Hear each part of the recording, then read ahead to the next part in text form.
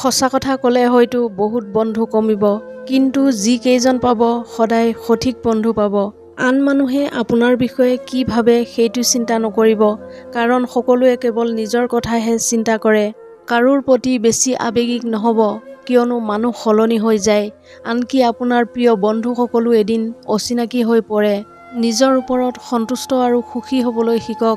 যদি আপোনাক সুখী কৰিবলৈ আন কাৰোবাৰ প্ৰয়োজন হয়, তেন্তে ই আপোনাক দুৰ্বল কৰি তুলিব। আপোনাৰ লক্ষ্য নহয়, আপোনাৰ অগ্ৰগতি মানুহক জানিবলৈ দিলে আপুনি সদায় অনুপ্ৰাণিত হ'ব। অকলে থাকিবলৈ ভয় নকৰিব। নিজৰ দায়িত্ব গুৰুত্ব সহকাৰে লওক, কিন্তু নিজকে নহয়। সাময়িক আৱেগৰ ওপৰত ভিত্তি কৰি স্থায়ী সিদ্ধান্ত গ্ৰহণ নকৰিব। পৰিৱৰ্তন কোনো ভাবুকি নহয়, ই নতুন জীৱনলৈ নিমন্ত্ৰণ কৰে। নিজৰ আশা নিজৰ মাজতেই ৰাখক। আশা আৰু কামনাই একো সলনি নকৰে। ইয়াৰ বাবে সিদ্ধান্ত গ্ৰহণ আৰু কঠোৰ পৰিশ্ৰমৰ প্ৰয়োজন। সততা এটা অতি মূল্যৱান উপহাৰ। সস্তীয়া মানুহৰ পৰা আশা নকৰিব। আনক ভাল পোৱাৰ আগতে নিজকে ভাল পাওক। ভাল বিচাৰ অভিজ্ঞতাৰ পৰা আহে, আৰু অভিজ্ঞতা বেয়া বিচাৰৰ পৰা আহে। পিছত মিছা ক'বলগীয়া কাম একো নকৰিব। আপোনাৰ মাক দেউতাকে উচ্চ শিক্ষিত নহ'লেও সঠিক কথা কৈছিল, গতিকে যেতিয়া তেওঁলোকে আপোনাক পৰামৰ্শ দিয়ে তেতিয়া তেওঁলোকক অপমান নকৰিব। অতিমাত্ৰা চিন্তাই আপোনাক নষ্ট কৰে, পৰিস্থিতি নষ্ট কৰে, কথাবোৰ ঘূৰাই দিয়ে, অসাৰ প্ৰশ্নৰ চিন্তাত পেলায়। যদি আপুনি কিবা এটা কথাত খং কৰিবলৈ গৈ আছে, তেন্তে ভাবি চাওকচোন, এতিয়াৰ পৰা 10 বছৰৰ পিছৰ কালটো আপোনাৰ মনত আছেনে? জানিব বিচাৰেনে আপোনাৰ প্ৰকৃত বন্ধু কোন? পিঠিৰ পিছফালে ভাল কথা কোৱা আৰু মুখৰ সন্মুখত বেয়া কথা কোৱা সকলক বিচাৰি উলিয়াওক। কাৰোবাক এৰি দিয়াটো বৰ কঠিন কাম, কিন্তু সময়ৰ লগত কৰাটো আটাইতকৈ বুদ্ধিমানৰ কাম। যদি আপুনি সকলোৰে বন্ধু, তেন্তে বুজি লওক যে আপুনি নিজৰ শত্ৰু।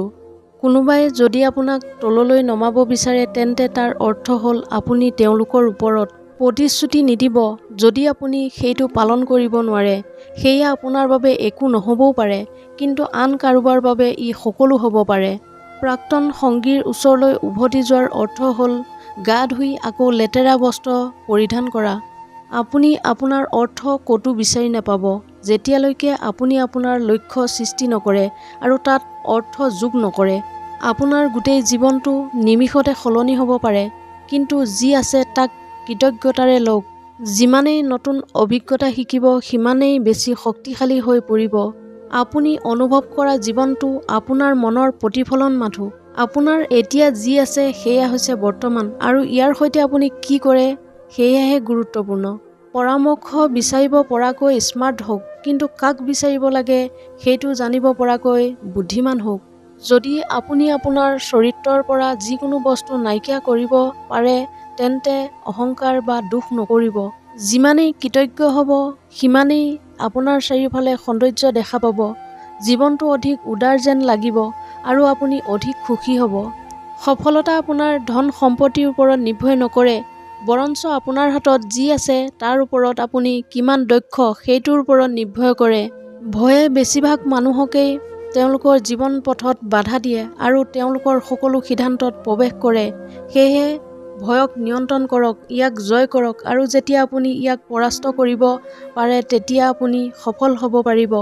আপোনাৰ দোষ হওক বা আন কাৰোবাৰ ভুল হওক, যি হ'ল আপুনি সলনি কৰিব নোৱাৰে, ইয়াৰ বাবে খং নকৰিব, প্ৰত্যাহ্বানৰ সন্মুখীন হওক।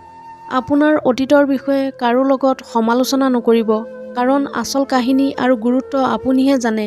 হয়তো আনে বুজি নাপাব বা আপোনাৰ বিৰুদ্ধে ব্যৱহাৰ কৰিব।